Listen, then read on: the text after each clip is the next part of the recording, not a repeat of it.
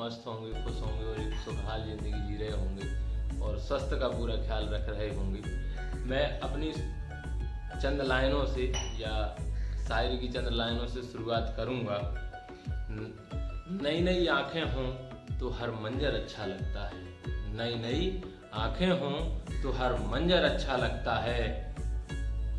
कुछ दिन शहर में घूमे अब अपना घर अच्छा लगता है, कुछ दिन शहर में घूमे अब अपना घर अच्छा लगता है। मिलने जुलने वालों में सब अपने जैसे ही हैं, मिलने जुलने वालों में सब अपने जैसे ही हैं। जिनसे अब तक नहीं मिले वो अक्सर अच्छा लगता है, जिनसे अब तक नहीं मिले वो अक्सर अच्छा लगता है। हमने भी सोकर देखा है नए पुराने शहरों में, हमने भी सोकर देखा है नए पुराने शहरों में। जैसा भी हो अपने घर का बिस्तर अच्छा लगता है, अपने घर का बिस्तर अच्छा लगता है। एक प्रसिद्ध शेर है और मैंने ये दिव्य कीर्ति जी से अक्सर सुना है, रील में उनकी देखा है कि जीवन एक माटी का खिलौना है, जीवन एक माटी का खिलौना है। जो मिल गया वो माटी है, जो नहीं मिला वो सोना है। जो मिल गया वो माटी है, जो नहीं मिला वो सोना है। जीवन भर का यही रोना है, जीवन भर का यही रोना है। हम जीवन भर उसी के पीछे घूमते रहते हैं जो हमें जीवन में प्राप्त नहीं हुआ है, और जो हमने प्राप्त कर लिया है वो हमारे लिए एक माटी बन जाता है या तुच्छ बन जाता है।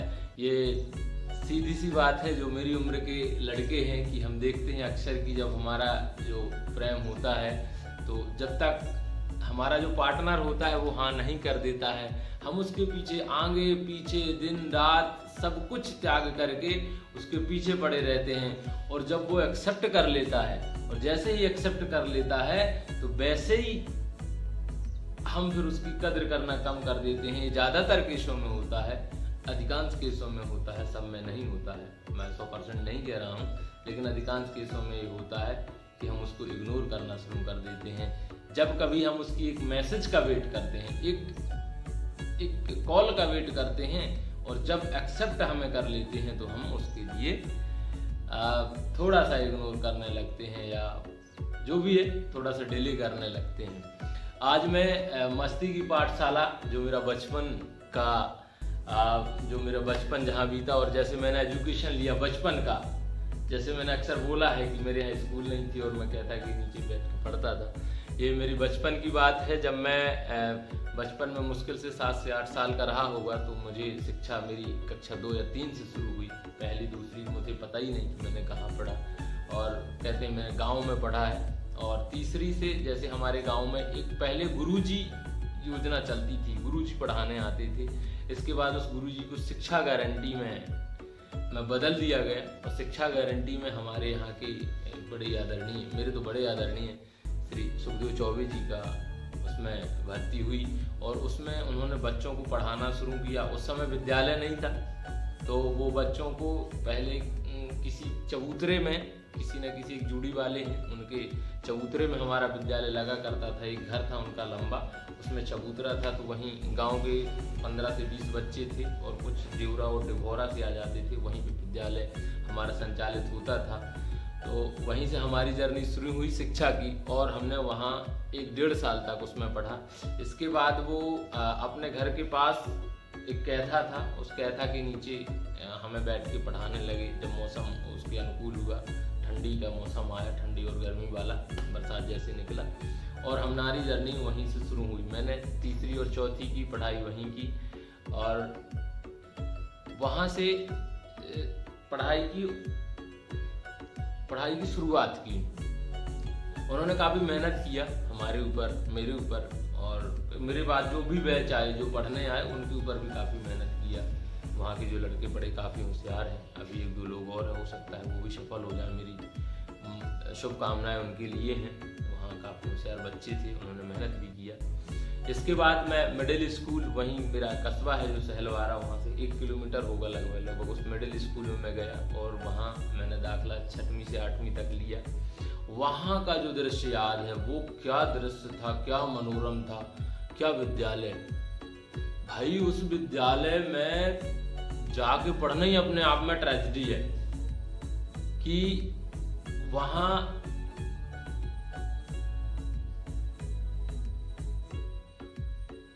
पे सिर्फ एक ही शिक्षक हैं जो मुझे याद हैं कि वो एकदम 100% समर्पित रहते थे, वो हैं आनंदीलाल लोधी जी।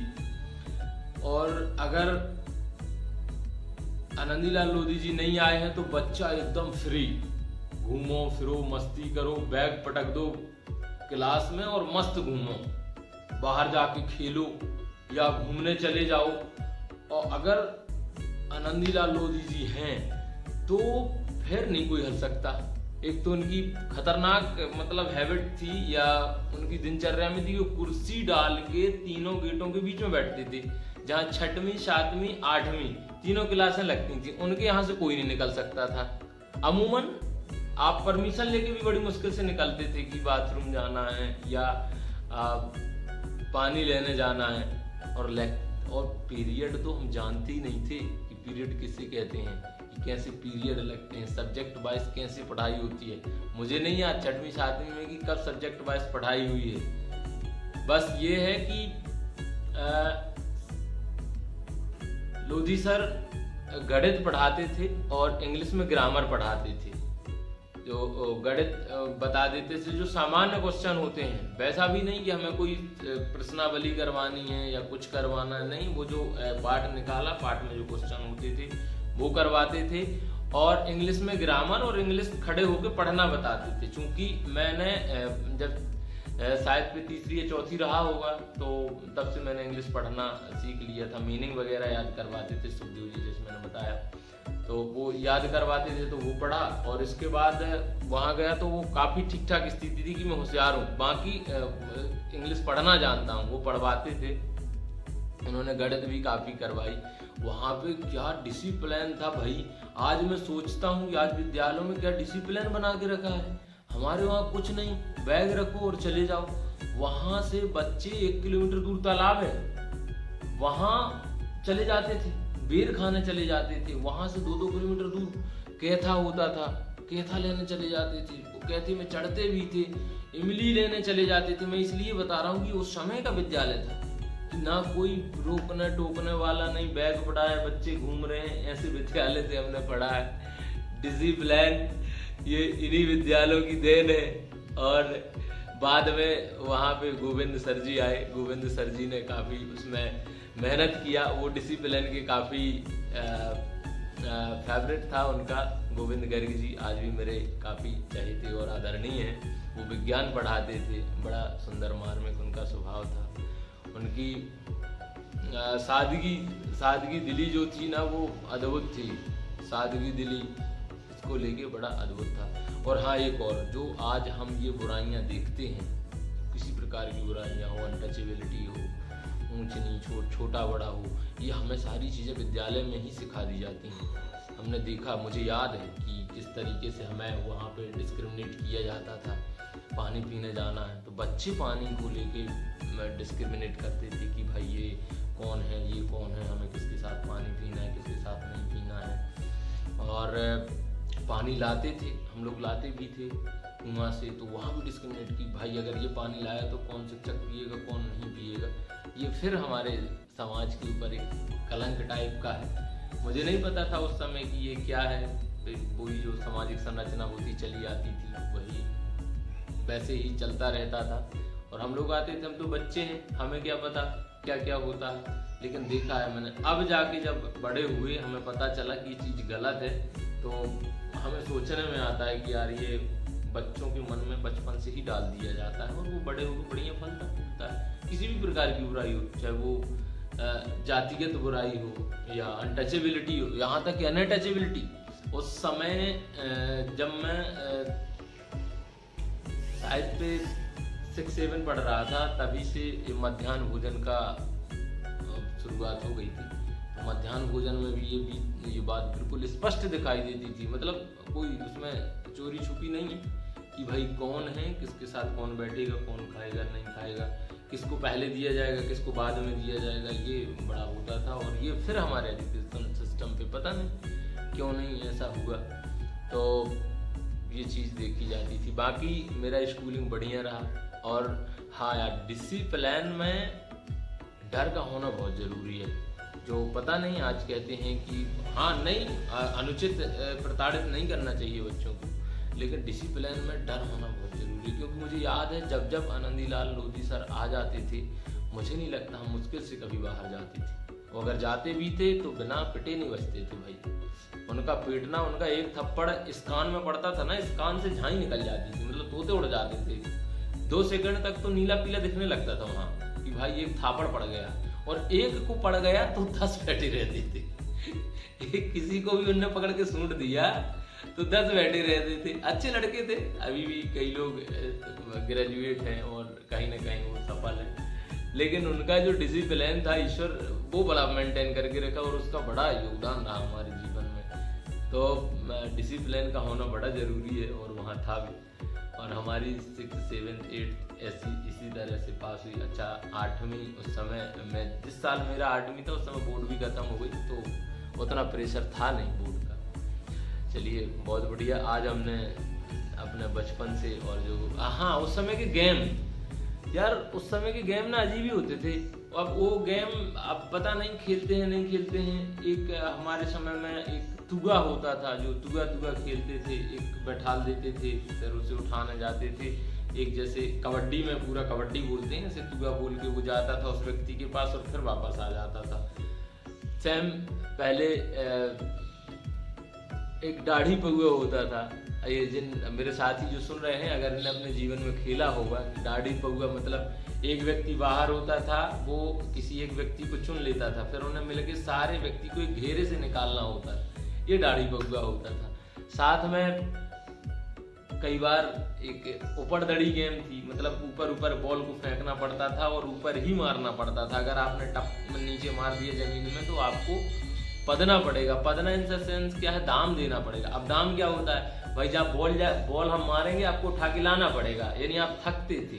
ये परिश्रम वाले गेम थे। पहले की गेम देखिए आप कि बच्चा मेंटली फिट होता था कि भाई हम जैसे गेंद खेल रहे हैं, हमने गेंद में मारा, वो दूर गया, फिर वो दौड़ के गया लाया, तो इससे क्या उसका बॉडी फिट रहेगा और माइंड भी मेंटेन रहेगा।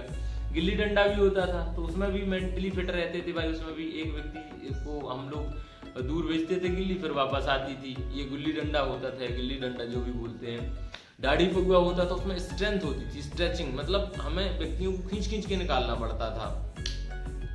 इस प्रकार के कई कंचे होते थे, अब तो विलुप्त सा होते जा रहे हैं ये गेम। ये थे टीप रेस बोला जाता था। पहले हमें छुपना पड़ता था, छुपाव हासिल करना पड़ता था। हिडन राइज करके कोई गेम होता है इंग्लिश में, वैसे ही था कि भाई हमें एक व्यक्ति जाता था, एक जगह को पर्टिकुलर को छू के आता था, निर्धारित होता था, फिर वो ढूंढता था कि हम 10 मेंबर हैं तो 10 को ढूंढना है और उनकी नंबरिंग करनी है कि 1 नंबर पे रविनेश है, 2 नंबर पे सुमित है, 3 नंबर पे मोहित है, 4 नंबर पे फूलचंद है, या 5 नंबर पे शिवचरण है। ऐसे हम जितने फ्रेंड्स होते थे उनको ढूंढना पड़ता था। इसको टीप रेस बोला जाता था। ये पहले गेम होते थे जिससे मेंटली फिट होते थे। आज तो मोबाइल ने हमारी जनरेशन ही खराब कर दी है। आज मोबाइल जिन हाथ में आया है तो हम ना एक भी फिजिकली गेम खेलते हैं, ना रूम के बाहर निकलते हैं। बगल वाला दोस्त क्या कर रहा है हमें उससे भी मतलब नहीं है, हम तो अपने उसमें लगे हैं। पता चले कई बार पागलों की तरह हरकत और करते हैं कि बैठे एकदम से हंसने लगे, बगल वाला दोस्त क्या भाई तू पागल है क्या,